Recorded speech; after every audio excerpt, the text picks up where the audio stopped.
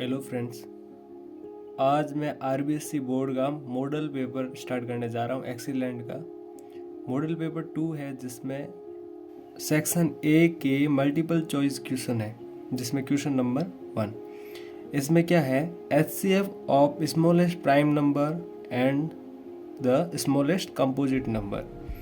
अब देखो, smallest prime number की बात करें तो सबसे पहले बोले प्राइम नंबर क्या होता है, जो खुद के अलावा और किसी की टेबल में नहीं आए। जैसे 1 की टेबल में आ सकता है, खुद के अलावा और किसी की टेबल नहीं आता, वो क्या होता है, prime number.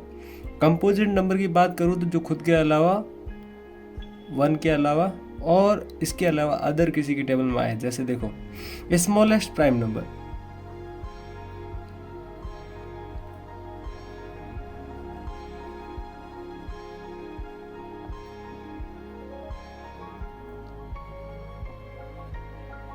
Smallest prime number की बात करूँ तो 1 है, जो ना कंपोजिट नंबर है ना ही प्राइम नंबर। 1 किसी में भी इंक्लूड नहीं होता, ठीक है। 2 जो है वो खुद के अलावा और किसी की टेबल में नहीं आता, 1 को छोड़ दो, ठीक है। 2 जो है खुद के अलावा किसी की टेबल में, इसका मतलब 2 क्या है, स्मॉलेस्ट प्राइम नंबर है। अब बात करें अपन स्मॉलेस्ट कंपोजिट नंबर।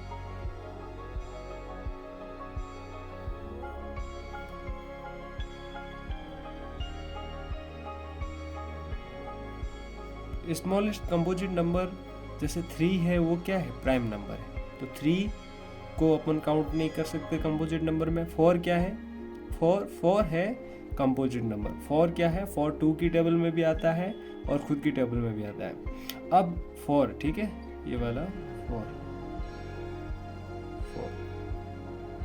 अब देखो, 2 और 4 इन दोनों का अपन को क्या फाइंड करना है, एचसीएफ। तो देखो, ये वाला 2, ये वाला 4, 2 खुद की टेबल में 1 टाइम गया, 2 की टेबल में 2 टाइम, ये 1, तो ये हो जाएगा 2 का हो जाएगा 2 इंटू 1, 4 का हो जाएगा 2 इंटू 2 इंटू 1।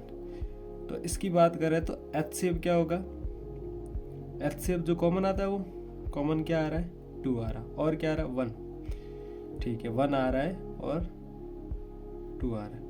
तो HCF is equal to 2 into 1, तो HCF क्या हो जाएगा, 2। तो इसका सही आंसर कौन सा है, सही आंसर करेक्ट ऑप्शन सी। देखो, क्वेश्चन नंबर 1 जो खत्म हो गया। क्वेश्चन नंबर 2, जीरोज की बात करें तो जैसे ये पोलिनोमियल वाला चैप्टर है, जिसमें जीरोज अपन को दे रखा है, अल्फा और बीटा की वैल्यू दे रखी है। अपन को ए और बी फाइंड करना है, जिसमें ए यहाँ पे है और बी यहाँ पे, ठीक है। ये जो अपन को इक्वेशन दे रखी है, इसकी हेल्प से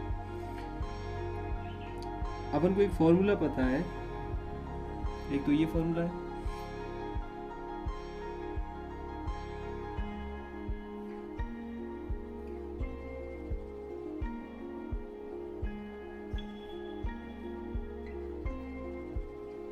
एक ये फॉर्मूला, एक है सम ऑफ जीरोज, एक है प्रोडक्ट ऑफ जीरोज, ठीक है। इसमें जो ये एक्स स्क्वायर का कोफिशिएंट है वो है 1, वो हो जाएगी ए की वैल्यू। ये जो है ये बी की वैल्यू, ये जो है ये क्या हो जाएगा, सी।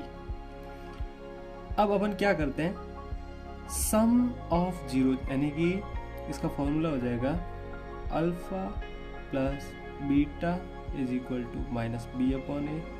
इसका फॉर्मूला हो जाएगा alpha multiply beta is equal to c upon a, ठीक है। ये वाला एक फॉर्मूला है, एक ये वाला फॉर्मूला। इस फॉर्मूले के हेल्प से अपन को सॉल्व करेंगे, ठीक है। अल्फा की वैल्यू क्या है, अल्फा की वैल्यू है 2, बीटा की वैल्यू क्या है, नेगेटिव का 3। अब अल्फा की वैल्यू में यहाँ रख दूँ, क्या हो जाएगा, जैसे पहले मैं फॉर्मूला लिख लेता हूँ, ये अल्फा, ये beta is equal to minus b upon a, ठीक। अल्फा की वैल्यू क्या है 2, बीटा की वैल्यू क्या है माइनस का 3 इज इक्वल टू, अब अपने पास में बी की वैल्यू क्या है, जो एक्स का कोफिशिएंट है वो बी की वैल्यू, तो ए प्लस 1 अपॉन ए अपने पास में क्या है 1। ये क्या हो जाएगा, इसमें से जैसे ये 2 है, ये माइनस का 3, ये हो जाएगा माइनस का a माइनस का 1, नीचे 1 लिखे नहीं लिखे कोई प्रॉब्लम नहीं, डिवाइड में डिवाइड हो गया। अब ये वाला इसमें से निकल जाए तो क्या बचेगा, 1 इज इक्वल टू ये वाली वैल्यू वैसे की वैसे, ये 1 इधर आएगा तो पॉजिटिव हो जाएगा, ये 1 माइनस ये positive 1 is equal to minus a, ये हो जाएगा 0 is equal to minus a। अब देखो ये माइनस a इधर मल्टीप्लाई में डिवाइड में जाएगा तो 0 ही हो जाएगा, ये वाला नेगेटिव उधर जाएगा 0 हो जाएगा, a इज इक्वल टू क्या आ जाएगा, a इज इक्वल टू 0। ठीक है, अब इसमें ऑप्शन देखें तो अपने आप सीधे अपन को पता चल गया, अगर नहीं भी सॉल्व करे तो भी हो रहा है क्योंकि डी ऑप्शन करेक्ट है। ठीक है, क्योंकि और किसी में a की वैल्यू 0 नहीं है। यदि आगे करना चाहो, b की वैल्यू निकालना चाहो तो क्या है, ये वाला फॉर्मूला यूज करेंगे। अल्फा की वैल्यू कितनी है, ये वाला फॉर्मूला यूज कर लेंगे। अल्फा की वैल्यू कितनी है, अल्फा की वैल्यू है 2, बीटा की वैल्यू नेगेटिव है 3, सी की वैल्यू देखो, सी में देखो तो ये है सी, जो बी है वही सी है, तो ये बी अपॉन ए कितना है, ए है 1, तो यहाँ पे होता है एक्स स्क्वायर का कोफिशिएंट 1, ये हो जाएगा नेगेटिव का 6 इज इक्वल टू, तो देखो नेगेटिव 6 आ गया ना। Question number 3, pair of the linear equation in 2 variables, chapter 3 जिसमें से क्वेश्चन है उसमें बोल रखा है कि ये कंडीशन दे रखी है, उस कंडीशन को देख के आंसर देना। जैसे यहाँ पे क्या है कि a1x plus b1y plus c is equal to 0, a2x plus b2y plus c2 is equal to 0। इसमें क्या है, 4 ऑप्शन दे रखे हैं। इन 4 ऑप्शन में से अपन को ये पता करना है कि नो सॉल्यूशन वाला कौन सा ऑप्शन है। ठीक है, अब नो सॉल्यूशन की कौन सी कंडीशन है वो अपन को बतानी है। पहला मैं बात करूं, जब ए ऑप्शन की मैं बात करूं, तो ए ऑप्शन में क्या बोल रखा है, ए ऑप्शन में ये बोल रखा है कि a1 upon a2 is equal to b1 upon b2 is equal to c1 upon c2, मतलब कि तीनों के तीनों इक्वल है। जब तीनों के तीनों इक्वल होते हैं उस कंडीशन में उसको क्या बोलते हैं अपन, कोइंसिडेंट लाइन, यानी कि कोइंसिडेंट लाइन के अंदर इन्फिनिटी सॉल्यूशंस होते हैं। ठीक है, अब इसमें नो सॉल्यूशन की कोई भी कंडीशन नहीं है। ठीक है, इसमें क्या इन्फिनिटी सॉल्यूशंस निकल सकते हैं। सेकंड पोजीशन के ऊपर आए, सेकंड क्वेश्चन है जिसमें क्या a1 upon a2 is equal to b1 upon b2, यानी कि ये दोनों तो इक्वल है। थर्ड वाली कंडीशन के ऊपर अपन को जाना नहीं, क्योंकि थर्ड वाली कंडीशन इक्वल हो भी सकती है, हो तो यहाँ पे हो गई, यहाँ पे नहीं भी हो सकती। ठीक है, नहीं होगी, नॉट इक्वल। ठीक है, तो इसमें क्या होगा, इसमें आपने पढ़ा होगा, इसमें देखो ये वाली थर्ड वाली कंडीशन देते तो अपन कुछ सोच दे उसके बारे में कि इसमें क्या हो सकता है। थर्ड वाली कंडीशन नहीं, इसलिए बी ऑप्शन को एक बार के लिए रहने देते हैं। अभी बी पर वापस भी आएंगे, ये जरूरत होगी तो। ठीक है, क्योंकि थर्ड वाली कंडीशन नहीं है, थर्ड वाली कंडीशन नहीं है, इस वजह से इसको छोड़ रहा हूँ। a1 upon a2 is equal to b1 upon b2 not equal to c1 upon c2, यानी कि इस पर क्या है, ये दोनों इक्वल नहीं है। जब इक्वल नहीं होते तो क्या, इसको क्या बोलते हैं, पैरेलल लाइन। पैरेलल लाइन होता है, इसका मतलब क्या है, ये वाला ऑप्शन करेक्ट है। जो पैरेलल लाइन होता है उसी का ही नो सॉल्यूशन वाला ऑप्शन है। ठीक है, जो पैरेलल लाइन होती है उसको बोल सकते हैं नो सॉल्यूशन। जैसे डी ऑप्शन है, उसमें क्या है, डी ऑप्शन में है जो शुरुआत वाला a1 upon a2 is not equal to b1 upon b2। इस कंडीशन के अंदर यूनिक सॉल्यूशन, यानी कि वन सॉल्यूशन से ज़्यादा इसके सॉल्यूशन नहीं हो सकते, इसको बोलते हैं इंटरसेक्टिंग लाइन, यानी कि इंटरसेक्टिंग वाला ऑप्शन ये है। लेकिन यहाँ पे अपन को पूछा नो सॉल्यूशन, यानी कि पैरेलल लाइन के बारे में बोला, तो ये वाला ऑप्शन करेक्ट ऑप्शन है। ठीक है, इसका सी ऑप्शन करेक्ट है। देखो 6th चैप्टर ट्राइंगल वाला चैप्टर, उसमें से क्वेश्चन आया जिसमें अपन को बोला है कि corresponding side of 2 parallel triangle, उनका रेशियो दे रखा है, सिमिलर साइड का रेशियो दे रखा है 2:3, then ratio corresponding altitude, corresponding altitude का रेशियो फाइंड करना। देखो अब देखो ये ट्राइंगल है, ठीक है, ये वाला एक और ट्राइंगल बना दिया, ये इसका एल्टीट्यूड है, ये भी इसका क्या है एल्टीट्यूड। अब ये A B C ये डी, पी, क्यू, आर और ये एस, ठीक है। अब इसमें ये बोला है कि जो ए डी है वो क्या है 2 सेंटीमीटर, तो पी क्यू कितना हो जाएगा 3, ठीक है। अब उसके बाद में इसने बोला है कि ये वाला साइड का और इस साइड के बोलूँ ना मैं, ये यदि 2 है तो ये भी कितना हो जाएगा 3, ठीक है। अब जो ये बेस वाली साइड है ना, ये यदि 2 है, ये पूरी, ये वाली, ये सपोज ये वाली 2 है, तो ये वाला भी क्या होगा 2, यहाँ तक तो ठीक है। अब जब भी ऐसा ट्रायंगल और सिमिलरिटी के रूल लगते हैं, उसमें क्या एल्टीट्यूड भी क्या होगा सिमिलर होगा, यानी कि इसका एल्टीट्यूड का पूछा है इसने, एल्टीट्यूड क्या होगा, इसका एल्टीट्यूड होगा ये हो जाएगा 2, इसका एल्टीट्यूड ये क्या हो जाएगा 3, यानी कि इसका ऑप्शन जो इसका क्वेश्चन में रेशियो दे रखा है ना, साइड्स का रेशियो दे रखा, वो रेशियो इसने पूछा है, रेशियो क्या होगा एल्टीट्यूड का, वही रेशियो होगा एल्टीट्यूड का, यानी कि नो चेंज।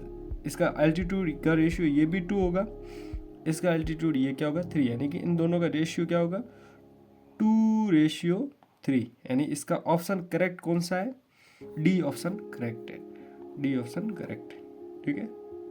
देखो क्वेश्चन नंबर 5 है, जिसमें लाइन सेगमेंट जॉइंट 2 पॉइंट, मतलब जो पॉइंट है उनको जॉइंट कर रही है। एक पॉइंट ए है जिसका है 6 and 3, और दूसरा वाला पॉइंट बी है जिसमें -2 and -5, divided by x axis, ठीक है।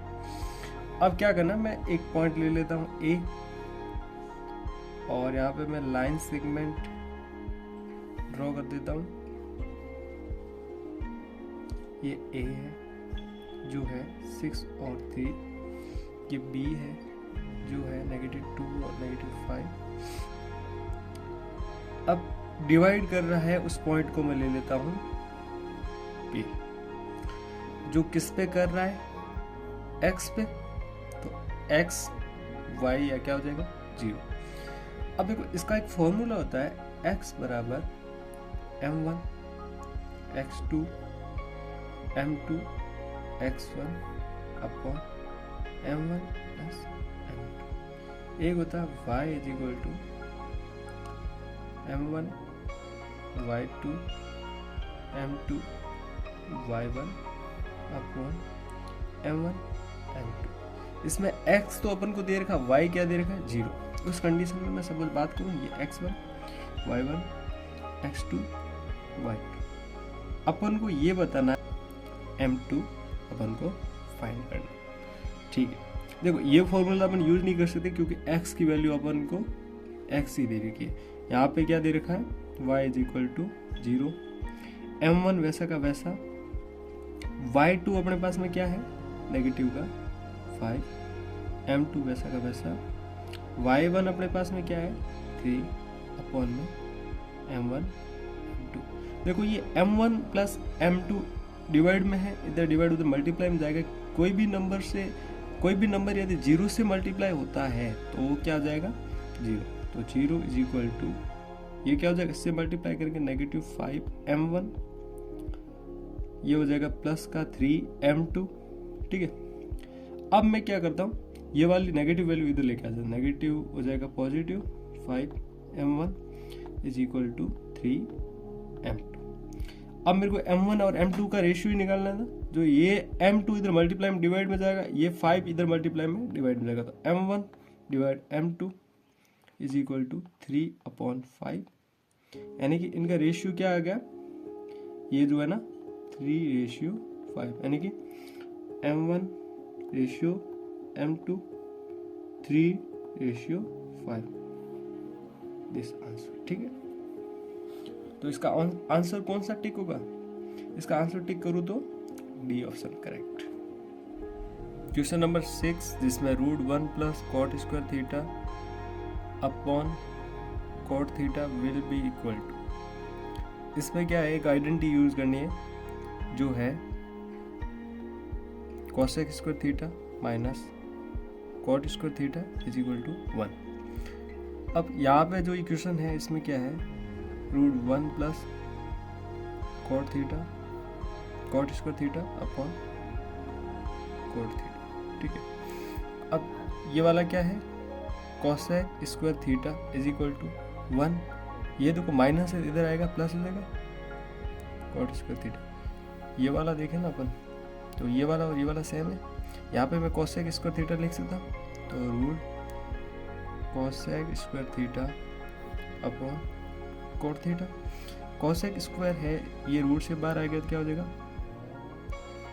कोसेक थीटा स्क्वायर हट गया अपॉन कॉट थीटा।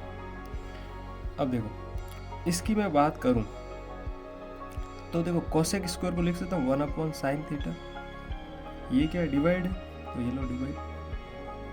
कॉट को मैं क्या लिख सकता हूँ, cos theta upon sine theta. जैसे ही इसका रेसिप्रोकल करेंगे तो उल्टा हो जाएगा, मल्टीप्लाई वाला साइन आ जाएगा और साइन ऊपर चला जाएगा और कॉस नीचे आ जाएगा, साइन से साइन कैंसिल हो जाएगा, तो क्या हो जाएगा 1 upon cos theta. 1 upon cos theta को मैं लिख सकता हूँ सेक थीटा, तो इसका आंसर क्या है सेक थीटा, यानी कि साइन थीटा भी नहीं है, टेन थीटा भी नहीं है, ये दोनों भी नहीं है, कॉस भी नहीं है, साइन है। Correct option.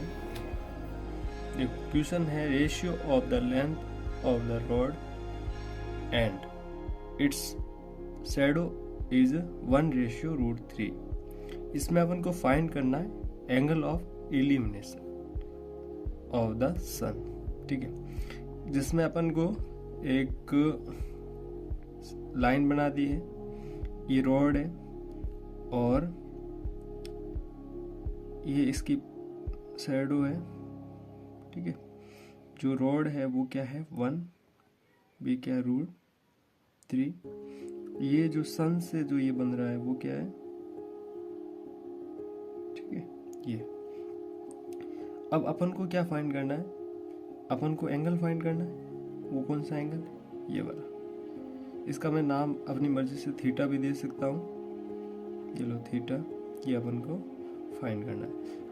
इसमें ये फॉर्मूला होता है PBP अपॉन HHB, जिसमें ये वाला जो क्वेश्चन है ना, इसमें देख लेते हैं कि थीटा के सामने वाले को क्या बोलते हैं। जैसे थीटा है, इसके थीटा के सामने वाले को क्या बोलते हैं, और ये तो वाला क्या हो जाएगा बेस, ये हो गया 90 डिग्री। ये 90 डिग्री के सामने वाले को हाइपोटेनस, इसको बोलेंगे परपेंडिकुलर, इसको बोलेंगे बेस। जो बेस से अपन को √3 दे रखा है, परपेंडिकुलर वो इसको क्या दे रखा है 1। तो देखो अपन ये बात करें तो टेन थीटा का फॉर्मूला क्या होता है, tan theta is equal to P upon B, ठीक है। अब अपने बात करें तो P कितना अपने पास में, P है अपने पास में 1, B अपने पास में कितना है, B है अपने पास में √3। ये किसकी वैल्यू होती है, टेन थीटा, ये किसकी वैल्यू होती है, टेन 30 डिग्री, ठीक है। तो देखो ये वाला जो थीटा अपनी जगह पड़ा है, ये टेन थीटा, ये हो जाएगा टेन 30 डिग्री। यदि ये वाली वैल्यू और ये वाली वैल्यू, इसमें मैं जैसे मेरे को थीटा की वैल्यू निकालनी है, तो टेन जैसे इधर आएगा तो इनवर्स हो जाएगा, और ये कैंसिल भी हो सकता है, 10 से ये 10 कैंसिल हो जाएगा, थीटा इज इक्वल टू क्या होगा 30 डिग्री, क्योंकि इधर इनवर्स आता तब भी कैंसिल हो सकता है। और थीटा की जो वैल्यू है वो क्या है 30 डिग्री। गिवन इस फिगर PQ एंड PR, जिसमें ड्रॉ कर रखा है एक टेंजेंट है, टेंजेंट है जो P से Q यहाँ पे जो सर्कल है इससे इंटरसेक्ट करके जा रहा है, ठीक है। इसमें अपन को ये दे रखा है जो एंगल जो है QPR जो 65 डिग्री है, अपन को एंगल फाइंड करना है एंगल QOR, जो ये वाला एंगल है वो अपना एंगल फाइंड करना है। अब इसमें क्या होता है, जब भी टेंजेंट है ना, यहाँ पे जो सर्कल है यहाँ से ये इंटरसेक्ट करके जाता है, तो ये 90 डिग्री का एंगल बनाता है, ये भी 90 डिग्री का एंगल बनाता है, और ये जो है ना इन सारे एंगल्स का सम होता है 360 डिग्री। पैरेललोग्राम जैसे शेप बन रहे, इन सारे एंगल्स का सम होता है 360 डिग्री। मैं बात करूं angle Q P R plus angle P Q O plus angle P R O plus angle, कौन सा एंगल? अब ये वाला जो एंगल अपन को फाइंड करना है वो एंगल क्यू ओ आर, इनका सम कितना होता है 360 डिग्री। अब देखो 360 डिग्री इनका सम होता है। अपन को कौन कौन सा एंगल गिवन है, ये 90 गिवन है, ये 90 गिवन है, ये 65 गिवन है, ये वाला एंगल फाइंड करना। तो एंगल 65 डिग्री हो गया, ये हो गया 90 डिग्री, ये भी हो गया 90 डिग्री, और ये वाला एंगल अपन को क्या करना, फाइंड करना। अब इन सब का सम करें तो कितना होता है 90 90 180, 180 के साथ में मैं 65 ऐड करता हूँ, ये 5 यहाँ पे हो जाएगा, ये वाला कितना हो जाएगा 14, यहाँ पे 1, ये 240, यहाँ पे 360 डिग्री, और ये हो जाएगा जो एंगल अपन को फाइंड करना। ठीक है, ये वाली वैल्यू इधर आएगी ना, तो इसमें से सब्ट्रैक्ट हो जाएगी, ये हो जाएगा जो अपन को एंगल फाइंड करना है। इससे सब्ट्रैक्ट करेंगे तो 115 बच जाएगा। अब 115 इसका आंसर आ गया, जो ऑप्शन सी है, मैंने सी ऑप्शन करेक्ट कर दिया, इसका आंसर ये। ठीक है, circumference of circle and parameter दोनों क्या है, दोनों एक दूसरे के इक्वल है। तो सर्कल का सर्कमफ्रेंस का फॉर्मूला होता है,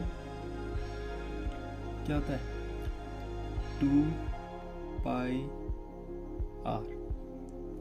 ठीक है, और पैरामीटर स्क्वायर का पैरामीटर का फॉर्मूला होता है 4 इंटू साइड। ठीक है, ये एक दूसरे के क्या है, क्वेश्चन के अकॉर्डिंग एक दूसरे के इक्वल है। Then ratio of the area will be, दोनों का रेशियो, एरिया का रेशियो फाइंड करना है। ठीक है, अब इस साइड देखो, अपन साइड की जगह एस भी लिख सकते हैं, ये 2 पाई आर, ये 4 डिवाइड में आ जाएगा, उधर मल्टीप्लाई में, इधर एस लिख लो या साइड लिख लो। ठीक है, एस लिख लेता हूँ। अब ये 2 की टेबल में कैंसिल 1 टाइम, ये 2 की टेबल में कैंसिल 2 टाइम, तो pi r upon 2 is equal to s, s की वैल्यू है। अब क्या करेंगे, अब उसने बोला है कि ये तो ठीक है, उसके बाद में ये तो कंडीशन दे रखी है, अपन को क्या करना है, अपन को बोला है रेशियो फाइंड करना है दोनों के एरिया का। सर्कल का एरिया का फॉर्मूला होता है पाई आर स्क्वायर, और स्क्वायर का एरिया का फॉर्मूला होता है साइड का स्क्वायर, यानी कि एस का स्क्वायर। ये साइड है, ये वैल्यू मैं वहाँ पुट कर दूँ तो क्या हो जाएगा, pi are square upon pi r upon 2 इसका स्क्वायर। इसको मैं लिख लूँ पाई आर स्क्वायर अपॉन में pi square R square upon 4। ये डिवाइड में है, ये वाली वैल्यू मैं ऐसे लिख सकता हूँ, ये वाली वैल्यू मैं यहाँ लिख लूँ। ठीक है, ये वाली क्या लिख सकता हूँ, पाई आर स्क्वायर, ये डिवाइड, ये हो जाएगा pi square R square upon 4। ये रेसिप्रोकल करेंगे तो उल्टा हो जाएगा, तो क्या हो जाएगा पाई आर स्क्वायर मल्टीप्लाई 4 ऊपर चला जाएगा पाई स्क्वायर आर स्क्वायर। ठीक है, ये पाई है, ये स्क्वायर, स्क्वायर कैंसिल हो जाएगा, यहाँ पे पाई बचेगा, ये आर स्क्वायर पूरा कैंसिल हो जाएगा। अब ये वाला जो है ना, ये 4 अलग है। ठीक है, ये 4 बचा, तो अपन इसको क्या लिख लेंगे, 4 अपॉन पाई, इतना बचा। अब 4 अपॉन पाई, पाई की वैल्यू अपन को पता है क्या होती है, पाई की वैल्यू होती है 22 अपॉन 7, जो अपन यहाँ यूज कर लेंगे, तो यहाँ पे लिख लेंगे 4 अपॉन 22 अपॉन 7। ये 7 ऊपर चला जाएगा, रेसिप्रोकल करेंगे तो क्या हो जाएगा, ये हो जाएगा 4 इंटू 7 अपॉन 22। ठीक है, ये हो गया। फिर ये ऊपर जाएगा, मतलब ये वाला मैं ऐसे सॉल्यूशन कर रहा हूँ क्योंकि मेरे पास स्पेस नहीं। ये 7 की टेबल, जैसे मैं ये वाला एरो लगा लिया, 7 की टेबल 4 टाइम बोलते तो कितना आता है 28, ये 28/2। ये गया 2 की टेबल में 1 1, ये गया 1 टाइम, ये 4 टाइम। तो इसका आंसर आ जाएगा 14:2:2। तो इसका करेक्ट आंसर है 14:2:2। कहाँ है?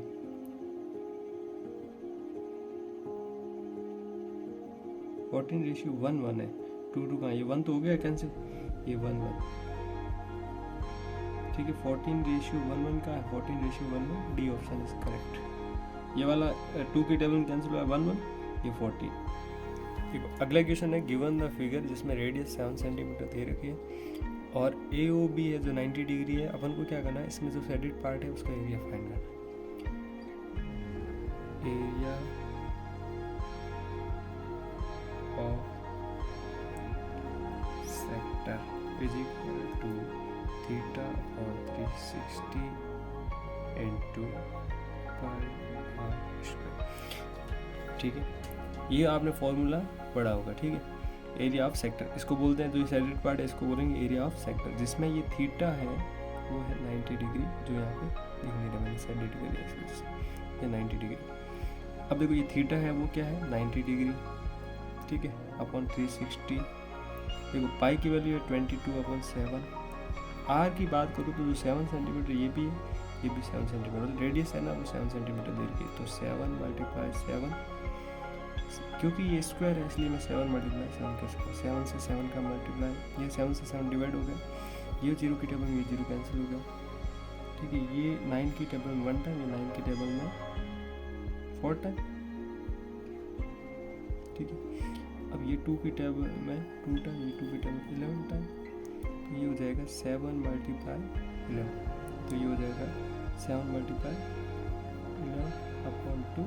इसको मैं लिख देता हूँ 77/2। यदि मैं इसको डिवाइड करता हूँ 77/2, ये गया 2 की टेबल में 3 टाइम, 6 यहाँ 1, ये 7 नीचे गया, 8 टाइम गया 60, यहाँ पे हो गया 1 पॉइंट लगा, हो जाएगा 0, 5 टाइम गया, 10 में से 10 0। इसका आंसर आ गया 38.5 सेंटीमीटर स्क्वायर। कहीं 38 दिख रहा है? हाँ, डी क्वेश्चन है वो करेक्ट है, डी आंसर। क्वेश्चन 9 है curve surface area of cylinder, जिसमें क्या फाइंड करना है, curve surface area of cylinder, जिसमें बेस ऑफ रेडियस 7 सेंटीमीटर। देखो बेस या रेडियस है ना जो 7 सेंटीमीटर है, सिलेंडर की जो रेडियस है वो 7 सेंटीमीटर, हाइट है वो 10 सेंटीमीटर। अपन को क्या करना है, कर्व सरफेस एरिया निकालना है। कर्व सरफेस एरिया का फॉर्मूला है किसका, सिलेंडर का। Curve surface area of cylinder का फॉर्मूला है 2πRh। ठीक है, 2 × पाई की वैल्यू 22/7 रख दी। आर की वैल्यू जो है अपने पास में वो 7 सेंटीमीटर है, एच की वैल्यू वो 10 सेंटीमीटर, 7 से 7 कैंसिल हो गया, 2 × 22 × 10, ये हो जाएगा 44 × 10, पीछे एक 0 लगा दो, मल्टीप्लाई करते ये हो जाएगा। इसका आंसर है सेंटीमीटर स्क्वायर। तो 440 सेंटीमीटर स्क्वायर इसका कर्व सरफेस एरिया। इसका ऑप्शन करेक्ट है, ये ऑप्शन करेक्ट है। तो क्वेश्चन नंबर है 12, प्रोबेबिलिटी ऑफ इम्पॉसिबल इवेंट। जैसे अपन बात करें कॉइन, एक कॉइन को उछाला, उसमें हेड या टेल आने की पॉसिबिलिटी तो अपन निकाल सकते हैं। जैसे इस कॉइन के अंदर मैं ऐसे बोल दूं 1 आने की पॉसिबिलिटी कितनी है, 1 आने की पॉसिबिलिटी 0 है। जो पॉसिबल नहीं है उस इवेंट की पॉसिबिलिटी क्या होती है, 0 होती है। जैसे देखो ये डाइस है, डाइस में अपन ने देखा होगा नंबर 1 से लेकर 6 तक होते हैं। इसके अलावा और कोई नंबर, जैसे सपोज 6 के अलावा 7 नंबर है, तो 7 आने की पॉसिबिलिटी कितनी है, 0 है। यानी कि इसने बोला इम्पॉसिबल इवेंट आने की पॉसिबिलिटी क्या है, इम्पॉसिबल। जो पॉसिबल नहीं है वो उसकी पॉसिबिलिटी क्या, उसकी प्रोबेबिलिटी क्या है, उसकी प्रोबेबिलिटी होती है 0। इसका ऑप्शन करेक्ट ऑप्शन है ए। देखो क्वेश्चन नंबर 13 है जिसमें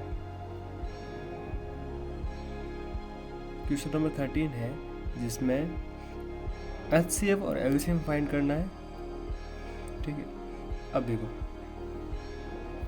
ये है 12, ये है 21, ये है 15। इसका मैं फैक्टर निकालूँ तो प्राइम फैक्टर निकालूँ, ये गया 2 की टेबल में 6, ये 2 की टेबल में 3, ये 3 की टेबल में 1। अब ये वाला देखें तो 3 की टेबल में जा रहा है 7 टाइम, ये 7 की टेबल में 1, ये 3 की टेबल में 5 टाइम, ये 5 की टेबल में 1। अब देखो सबसे पहले ये 12 का फैक्टर है 2 × 2 × 3, ये 21 का फैक्टर है 3 × 7, ये 15 का फैक्टर है 3 × 5। अब इसमें देखें तो इन सब के जो 1 है ना वो 1 भी पीछे लिख सकते हैं अपन। ठीक है, HCF की बात करें तो HCF निकालने के लिए सबसे पहले ये देखना है इन सब में कॉमन क्या आ रहा है। देखो 2 तो कॉमन नहीं आ रहा है, 3 कॉमन आ रहा है। ठीक है, 7 कॉमन नहीं आ रहा, 1 कॉमन आ रहा है। तो यानी कि 3 × 1 लिखूं या 3 लिखूं, यानी कि HCF क्या है 3। अब बात करूं LCM की, LCM की मैं बात करूं तो अब देखना है जैसे यहाँ पे 2 है वो कितने टाइम रिपीट हो रहा है, 2 हो रहा है 2 टाइम, नीचे 2 नहीं है तो नहीं लिखना, 2 टाइम 2 रिपीट हो रहा है, लिख लिया। उसके बाद में मैं बात करूँ 3, यहाँ पे 1 टाइम रिपीट हो रहा है, यहाँ पे भी 3 1 टाइम, यहाँ पे भी 1, तो 3 1 टाइम लिखूंगा। सबसे जितना ज़्यादा बार रिपीट होगा वही लिखना है। 7 यहाँ पे 1 टाइम, 5 यहाँ पे 1 टाइम और कहीं नहीं, तो 5 × 7 और कोई भी नंबर नहीं। ये 35 हो गया, 35 की टेबल 3 टाइम बोले तो ये हो गया 35 × 3। ये 15 यहाँ पे 1, यहाँ पे हो गया 9 और ये 10, 105।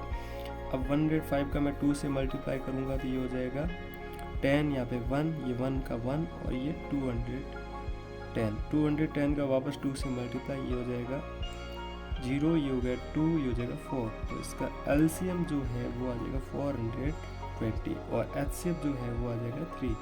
ये इसका आंसर है 3 और 420, ये कहीं भी दिखे तो ऑप्शन है, तो 3 420, बाकी वालों में नहीं। तो करेक्ट ऑप्शन C। 14 क्वेश्चन है जिसमें अपन को जीरोस दे रखे हैं पॉलिनोमियल के A और B। जैसे अपन फॉर्मूले के अंदर देखते हैं alpha plus beta is equal to minus B/A, लेकिन यहाँ पे अल्फा और बीटा है ना वो क्या है A और B है, तो यहाँ पे A प्लस B। तो अब प्रॉब्लम ये है कि यहाँ पे भी A और B, यहाँ पे भी A और B, तब जाके कन्फ्यूजन होता है। तो मैं सीधे क्या करता हूँ यहाँ पे वैल्यू रख देता हूँ, वैल्यू रखने से आपकी कन्फ्यूजन दूर हो जाएगी। जैसे ये पहले फॉर्मूला था, इस फॉर्मूले की जगह मैंने A और B लिए क्योंकि यहाँ पे ये बोला है उन दोनों का प्लस भी अपन को फाइंड करना है, ये वाला। ठीक है, प्लस अपन को क्या करना है फाइंड करना है। तो देखो पहली बात तो ये है यहाँ पे जो B है वो क्या है 4 है, तो x का कोफिशिएंट नेगेटिव तो साइन है, ये 4। A कितना है 1 है, क्योंकि x स्क्वायर का कोफिशिएंट कुछ नहीं है, इसका मतलब क्या है 1 है। तो A plus B is equal to जगह नेगेटिव का 4, ये अपना आंसर है। इसका करेक्ट आंसर है B।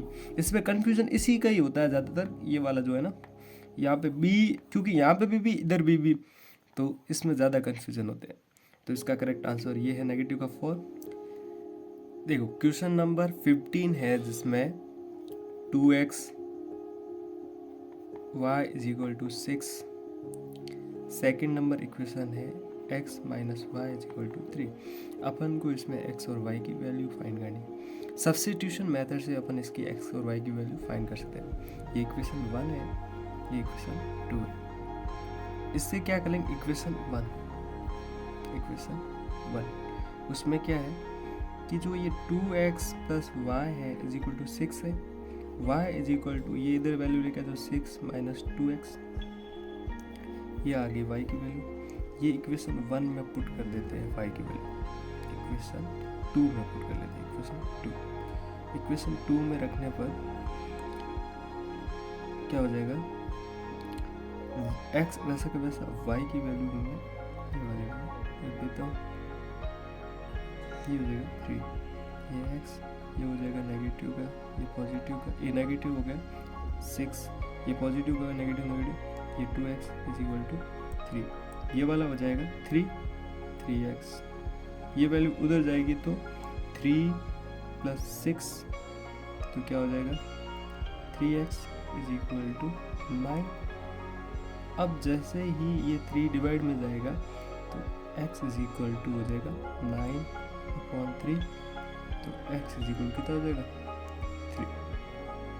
तो अपने पास में x की वैल्यू आ गई 3। वैसा का वैसा अपन y की वैल्यू निकाल सकते हैं x की आगे। तो इक्वेशन 1 में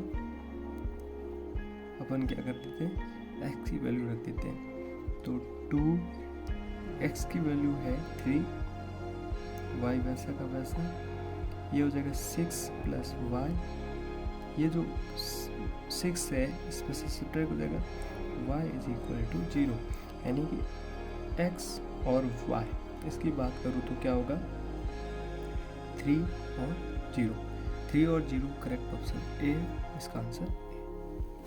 देखो क्वेश्चन नंबर 16 है जिसमें अपन को सिमिलरिटी रूल के बारे में बता रहा हूँ, कौन सा रूल करेक्ट है कौन सा रूल इनकरेक्ट है। ठीक है, नोट वाला अपन को बताना।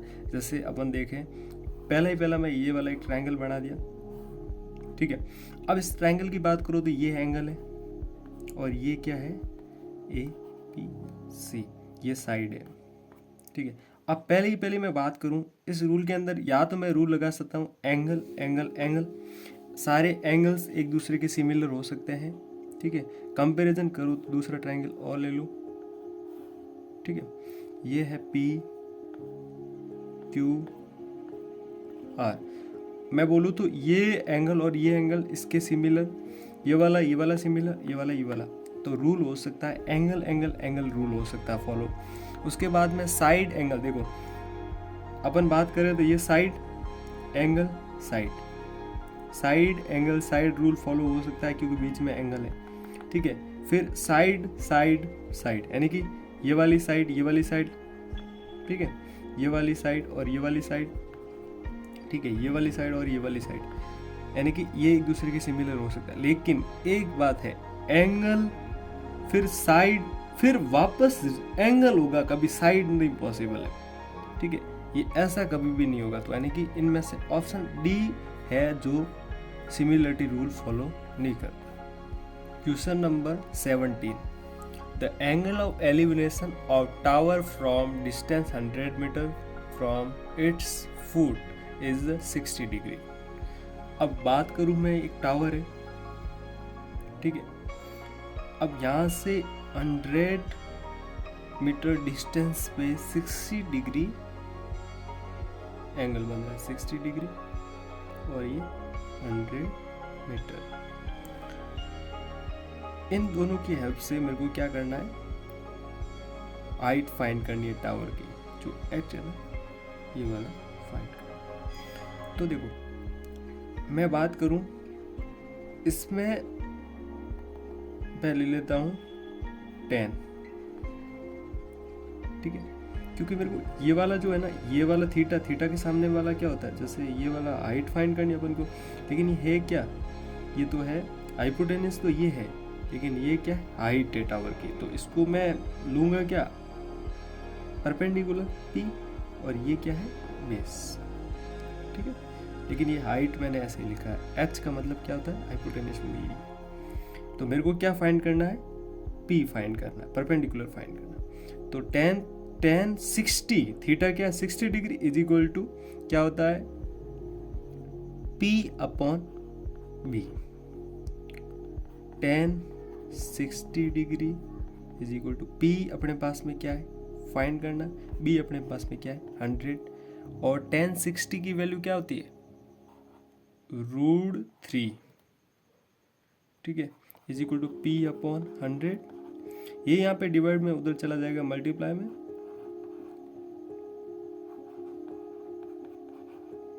ये है इसका आंसर। तो इसकी हाइट का क्वेश्चन का आंसर क्या है, 100√3। तो इसका करेक्ट आंसर कौन सा है, ऑप्शन बी इज करेक्ट।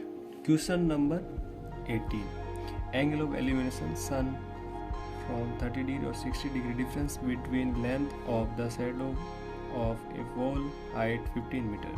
जैसे देखो एक पोल है जिसकी हाइट है 15 मीटर, वहाँ से ये यहाँ पे शैडो बन रहा है, ये एक एंगल ले लिया 30 डिग्री, ये वाला हाइट है जो 15, दूसरा वाला वो बोला 60 डिग्री, ये वाला सेम ले लिया और ये हो गया 60 डिग्री और ये भी 15 पे, दोनों में अलग अलग शैडो बन रहा है। ठीक है, अब देखो अपने पास में फॉर्मूला है, इसमें देखो tan की बात करूँ तो एक बार मैं tan ले लेता हूँ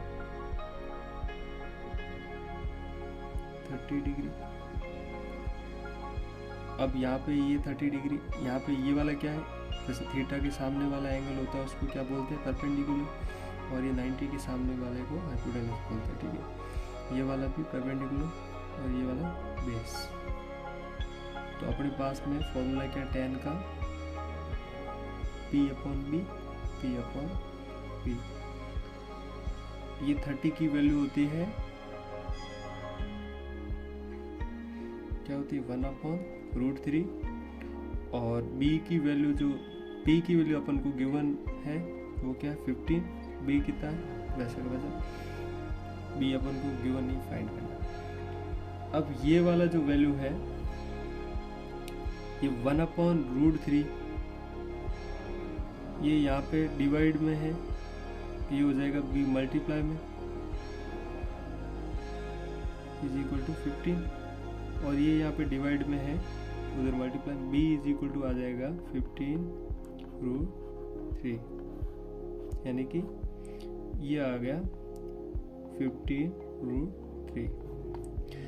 अब सपोज मैं लेता हूँ tan 60 डिग्री, P/B, 60 की वैल्यू √3, P की वैल्यू है वो 15, B अपन को पता नहीं। अब देखो ये वाला B इज इक्वल टू 15/√3 आ गया। इसको मैं रेशनलाइज करूँगा तो क्या हो जाएगा 15/√3 इंटू √3/√3। ठीक है, ये हो जाएगा, ऊपर हो जाएगा 15√3/3, ये 3 की टेबल में गया 5 टाइम, तो इसका आ जाएगा 5,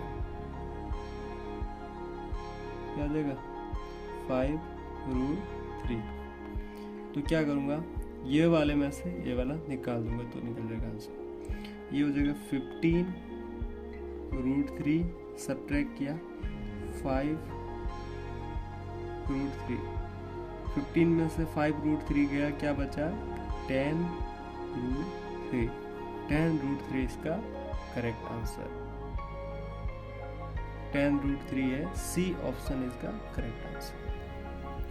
देखो फिल इन द ब्लैंक, इसमें क्या है, क्वेश्चन नंबर 1, CF का यूज होता है वो कहाँ पे होता है। देखो फॉर्मूला है मीडियन का,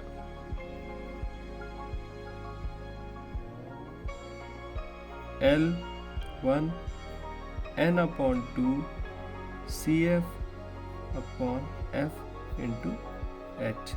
तो देखो CF का यूज कहाँ होता है, मीडियन निकालने का फॉर्मूले में, तो इसका आंसर है मीडियन। और मीडियन क्या होता है, लोअर और अपर के बीच का, इसको मीडियन बोलते हैं।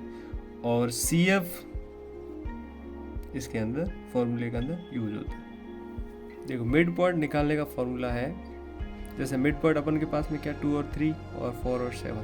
ठीक है, तो फॉर्मूला है x1 प्लस x2/2, एक फॉर्मूला है y1 प्लस y2/2।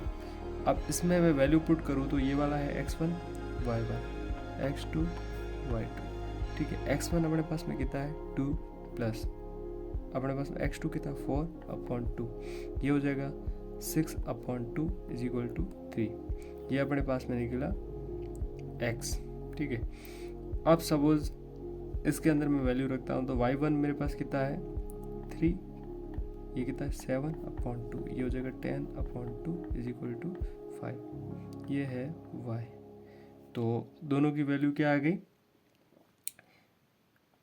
3 और 5, करेक्ट आंसर। ठीक है, अब देखो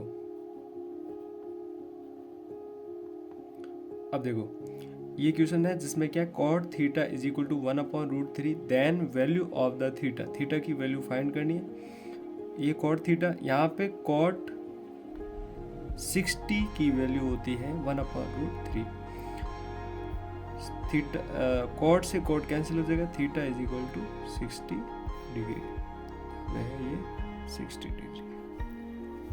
देखो क्वेश्चन नंबर जो 4th है वो मैं पहले करवा चुका हूँ MCQ में, जो क्वेश्चन नंबर 9th है वही 4th है। ठीक है, तो एक अच्छी बात यह है कि आपके क्वेश्चन नंबर 9 और 4th दोनों हो चुके हैं। 9th क्वेश्चन वापस आप देख लेना, वो वाला सेम डिटो इसी में ही करना है, फोटोकॉपी। अब मैं करवा रहा हूँ question number 5।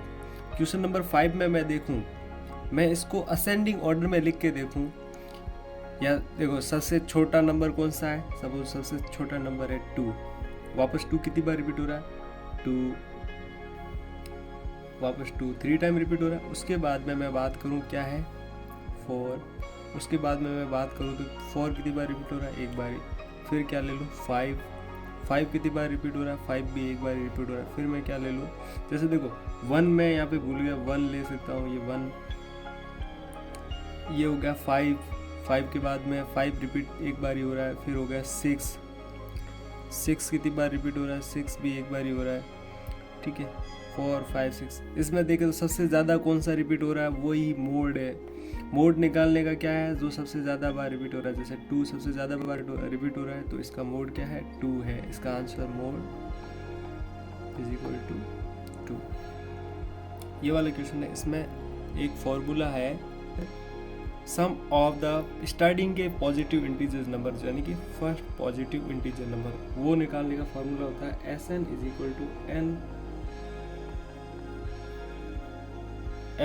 Equal to n bracket n+1/2।